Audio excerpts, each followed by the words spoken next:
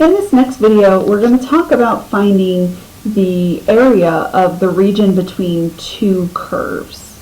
So let's take a look at an example of what we mean by the area between two curves. And again, this is section 6.2.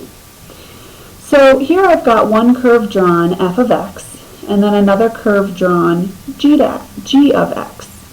And so if we look at the region that is bound by those two curves on the top and on the bottom, we get this shaded pink region here. Now, what we're going to do always is give it an interval along the x-axis from point A to point B so that it's not an infinite area, but it's bounded on the top and the bottom as well as on the left and the right so that we get this precise region. Now, looking at these two curves, we don't get any identifiable shape. It's not a rectangle, it's not a trapezoid, it's kind of a blob, really. And so what we want to do is we want to find its area. And the approach that we're going to use is to slice and sum.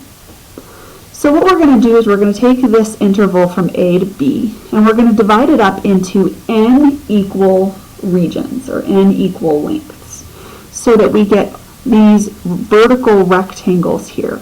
And so we'll have a rectangle and then another and another and another in each section of the interval from A to B. And so we're going to have all of these rectangles drawn in.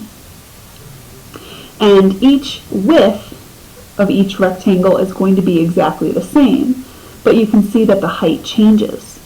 So the particular rectangle that I have drawn in is pretty tall, meaning the distance between the two curves looks to be the greatest at that particular point. Whereas when I draw the rectangle over here, in this region, the distance between the two curves is smaller, so the height of my rectangle is going to be shorter, but again, the width of my rectangle is going to be the same. So if you think of Riemann sums, we can use some of that notation, where delta x is the width of the rectangle, and that's calculated by taking b minus a and dividing it by n equal regions. So if we take b, the right-hand endpoint of our interval, and subtract a, we're going to get the total distance, and then we're going to divide it into n number of rectangles.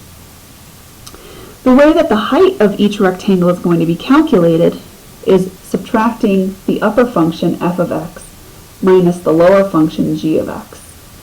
And so again, the height of the function is represented by subtracting the functions, whereas the width is delta x, b minus a over n. So we can use the summation formula to show the area of this region. And what we're going to do is we're going to sum n number of rectangles. And we're going to take f of x minus g of x for every single rectangle that we have, and we're going to multiply that by delta x. So again, just reminding you what this represents. So these are the heights of every single rectangle, which will change every time, and then delta x is the width of every single rectangle, which will be constant. And so if we multiply those two together, height times width, we get the area of one rectangle. And then what we want to do is we want to sum up the areas of all the different rectangles from 1 to n. Now, as n approaches infinity, as we increase the number of rectangles, we're going to get more accurate with our area. And so if you only use 4 or 5 rectangles, it's not going to be a very good approximation of the area. But if you use 10,000 rectangles, it's going to get much closer to what the actual area is. So we let the n, the number of rectangles, go to infinity, and we find the limit of the sum.